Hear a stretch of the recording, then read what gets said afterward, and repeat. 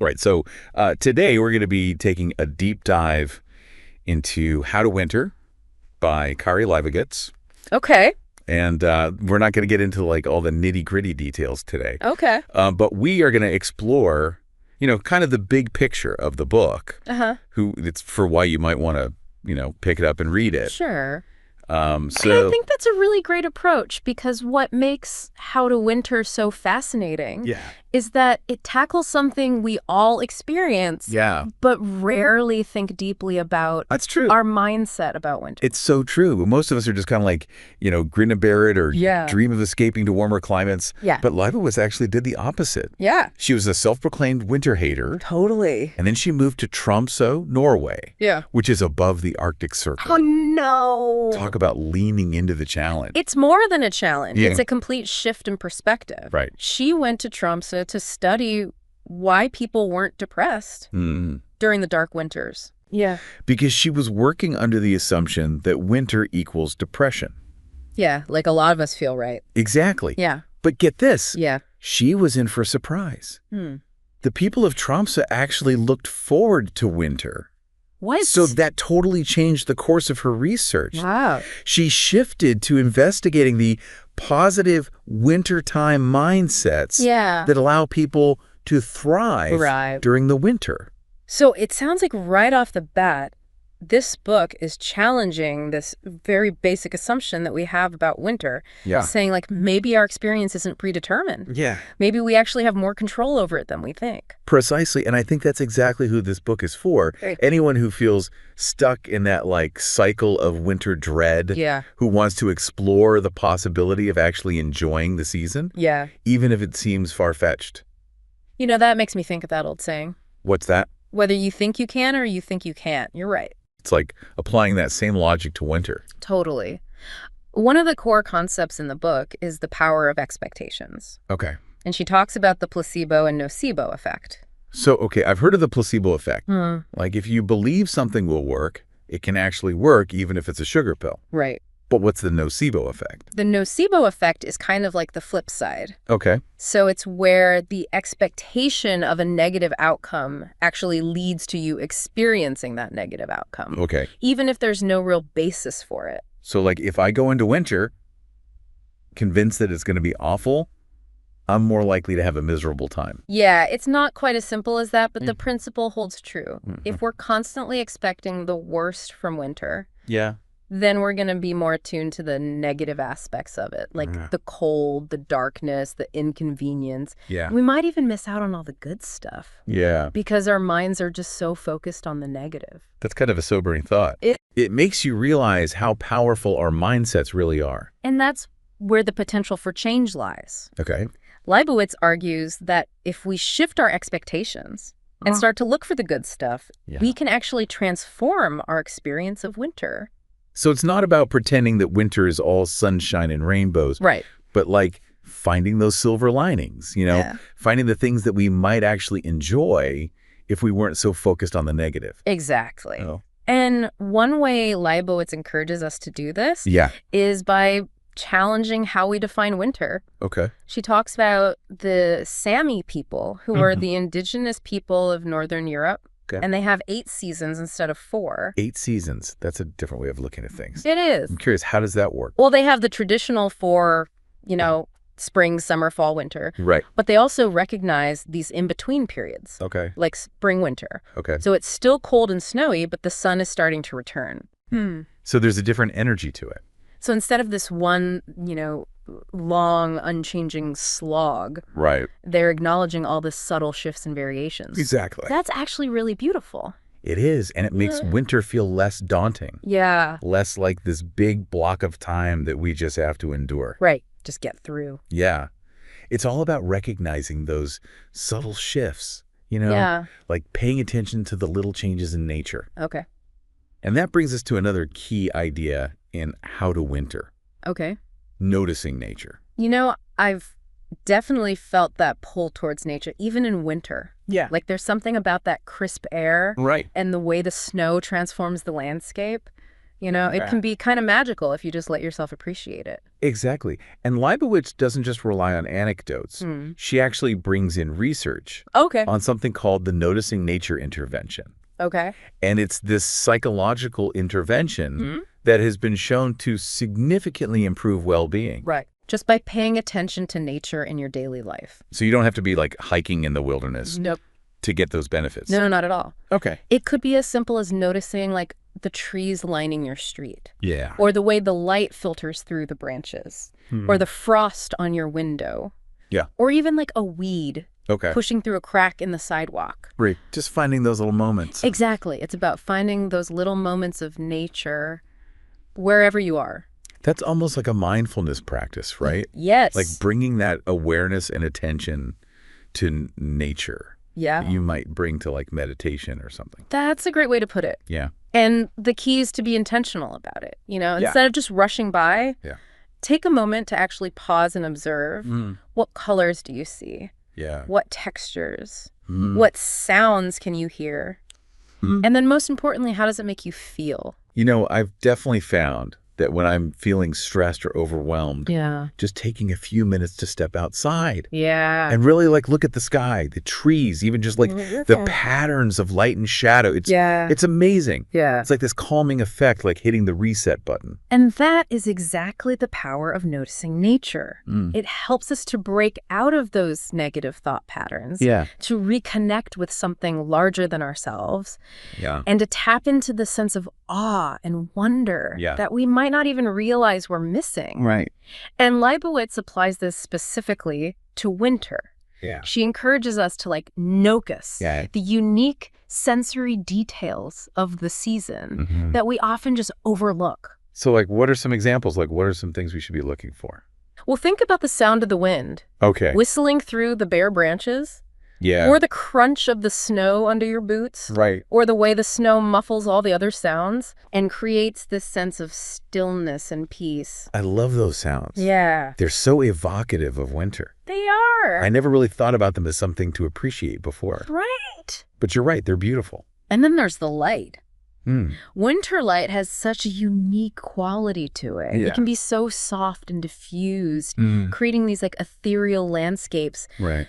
And even on a cloudy day, there's this certain luminosity to the air that you don't get any other time of year. That makes me think of that Icelandic word. What is it? Gluggaverir. Oh, yeah. It means window weather. Yeah. Like the kind of weather that's really enjoyable to watch. Yes. From inside your warm, cozy home. I love that word. Yeah. It perfectly captures that feeling of being cozy inside while a storm rages outside. Right. It speaks to the idea that even when the weather is not ideal for being outside, there's still beauty to be found if we take the time to look for it. So it's about shifting our perspective. Exactly. Like instead of focusing on what we can't do, we find ways to appreciate the experience, even if it's from indoors. And Leibowitz isn't saying that we have to like ignore the challenges of winter or pretend that it's always pleasant. She acknowledges that there are difficult aspects, but she encourages us to look beyond those surface-level discomforts and find those moments of wonder that make the season special. It's like she's saying winter is what you make it. Yes, exactly.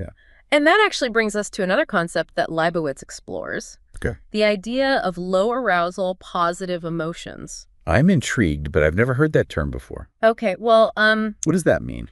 You know how American culture often glorifies these high-energy, exciting emotions? Like roller coasters, loud concerts, the adrenaline rush. Yeah, it's all about go big or go home. Exactly. But Leibowitz suggests that winter might be a better time to cultivate these more low-key emotions, like calm, coziness, contentment.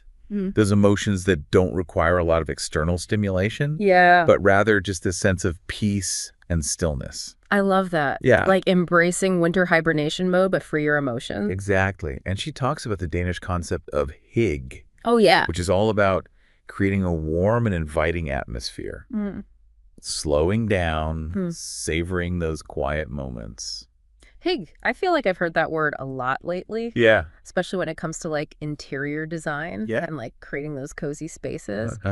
But it sounds like it's more than just an aesthetic. You're absolutely right. It's not just about fluffy blankets and candles. Okay. It's a feeling. Yeah. It's an internal state of contentment and well-being. So how do we, bring more Hygge into our lives? Well, Leibowitz offers some really practical tips. Okay. Like dimming the lights. Okay. Lighting candles. Creating a warm, inviting atmosphere. Yeah. She even has this ritual called Big Light Off, where she encourages people to turn off their overhead lights and just use lamps and candles. I love that. Yeah. Like instantly transforming your space into a sanctuary. Right. It's so simple. It is. But it can really change the mood. It really can. Yeah. And it's about being intentional about creating those moments of coziness, making a cup of tea, curling up with a good book, spending time with loved ones. Right. Just enjoying those simple things. Exactly. And all of those things can really boost our mood and help us find joy in the simple things. Especially during winter. Especially during those long winter months. Yeah. When it can feel a little bleak. It's about creating those rituals. Yes. That bring us comfort. Yeah. And make winter feel special, Absolutely. And speaking of rituals, I know Leibowitz also talks about the importance of rituals in general. Yes. Especially during winter. Yeah, tell me more about that. She has this beautiful story about Opichi, an indigenous firekeeper who has this very mindful approach to building fires. I love learning about the rituals of different cultures. Yeah. Tell me more about that. So for Opichi, building a fire, it's not just a practical task. It's a spiritual practice. Wow. She starts by cleansing the space, smudging with sage, and then she arranges the tobacco with her left hand, which is closest to her heart. Wow. And she believes that all of these actions infuse the fire with this positive energy. Wow. That's so powerful. It is. It's like bringing intentionality to those everyday things. Exactly. And while we may not all be fire keepers, we can all incorporate those elements of mindfulness and intention into our own winter rituals. So whether it's lighting a candle or having a special meal or just appreciating the stillness of a snowy evening. Exactly. It's about creating those moments of meaning that make winter feel less bleak and more special. Absolutely. And the beauty of rituals is that they can be tailored to our own preferences, our own traditions. So it's not about following a set of rules, but finding what works for you. Yeah, what resonates with you and helps you connect with the season. Okay. And one of the maybe more surprising rituals that Leibowitz advocates for is getting outside. Now that's interesting. Yeah. Because that's usually the last thing I want to do. I know. When it's cold and dark. It's so tempting to just stay inside. Yeah. But I'm curious, what's her argument for braving the elements? Yeah, I think it's ingrained in us, Right. Winter is the time to just hunker down and wait for spring. Exactly. But it sounds like she's challenging that head on. She is. Yeah. And she starts by debunking some of the common beliefs we have about being outside in winter. Okay. Like what? Like that it's inherently unpleasant or even unhealthy to be out in the cold. Yeah, I remember growing up, my mom would always bundle me up in a million layers. Oh, yeah. Before I could go out. Totally. Like I was going on an Arctic expedition. Right. And there was this fear of catching a cold. That's a common experience. Yeah. But Leibowitz points out that a lot of cultures, especially in Scandinavian countries, they have this totally different perspective. Okay. They see the cold as healthy and invigorating, especially for kids. Interesting. Of course, they dress for the weather. Right. But they don't shy away from being outside, no matter how cold it is.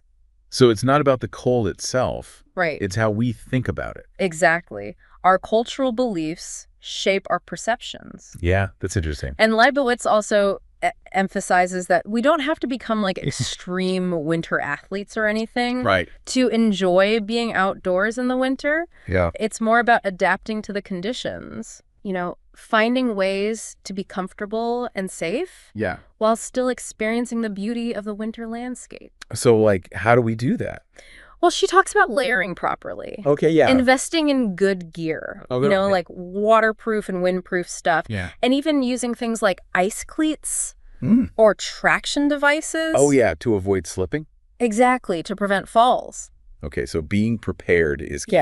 Yes. It's not just about toughing it out. Right, you got to be prepared. Yeah. And she reminds us that winter outings don't have to involve like strenuous activity. Even a short walk in the park can be really refreshing, just taking in the fresh air or just sitting on a bench bundled up, soaking up the sun. Right, just simple things. Exactly. It's about finding what works for you and your comfort level. Okay. No pressure to be a winter warrior if that's not your thing. Yeah, I like that. And she also introduces this idea of like wise self-compassion when it comes to motivating yourself to get outside. Okay, so what does that mean? Well, it's about like listening to your body, honoring your limits, and not forcing yourself to do things that feel uncomfortable. That makes sense. Yeah, sometimes we get caught up in this like mind over matter thing and push ourselves too far. Yeah. So she suggests asking yourself, what kind of movement would feel good to my body right now? I like that. Yeah, so instead of forcing a workout or a long hike just because you think you should, you can like tune in and choose an activity that actually feels good. I love that it's like shifting the focus from what we should do to what actually feels good. Exactly. This whole idea of mindset, you know, shifting our perspective to embrace the possibilities of winter. Right. It can be applied not just to individuals, but also to communities. Interesting. How so? Well, Leibowitz talks about Edmonton, Canada, which is pretty far north. Yeah. But they've made this concerted effort to transform the city's relationship with winter. Wow. Okay, how did they do that? Well, they started by investing in winter infrastructure. Okay. So things like well-lit parks, cleared sidewalks and pathways, heated bus shelters. Oh, nice. Even outdoor fire pits. Wow. And art installations. So they're making it easier and more enjoyable. Exactly. To be outside. Yeah, if you make it easier for people to get out, they're more likely to do it. Makes sense. But it wasn't just about the physical infrastructure. Right. They also created this positive narrative around winter. They celebrated its beauty. Yeah. They organized festivals, promoted winter sports and activities, and really encouraged community engagement. So it was about changing hearts and minds as much as it was the physical space. Exactly. Wow, that's really inspiring. It is. It's a hopeful message. Yeah. Especially with climate change and everything. Yeah. You know, it makes you wonder, how do we hold on to the magic of winter when the season itself is changing? That's a really valid concern. Yeah. And Leibowitz acknowledges the threat of climate change. But instead of like giving in to despair, she talks about the work of organizations like Protect Our Winters, which is also called POW. Okay. And they bring together athletes, scientists, and outdoor enthusiasts to advocate for climate solutions. So it's about channeling that concern into action. Exactly. And it ties back to this idea of mindset, seeing the challenges we face, not as insurmountable obstacles, but as opportunities for creativity, innovation, and collective action. That's a really powerful message. It is. How to Winter is so much more than just a guide to surviving the season. Right. It's about embracing a new way of thinking, a new way of being. That allows us to not just enjoy winter, but to create a better future. A better future for ourselves and for the planet. Exactly. And I think that's what makes this book so valuable. It is. It's not just about changing our personal experience. Right. It's about changing how we relate to the world around us. Exactly. Well, I think we've given our listeners a lot to think about today. So if you're intrigued by these ideas, definitely check out How to Winter. It's a great read. You might just discover a whole new way of looking at the season. Yeah. Maybe even a new way of looking at life. And who knows, you might even find yourself looking forward to winter. That's right. Until next time, happy exploring.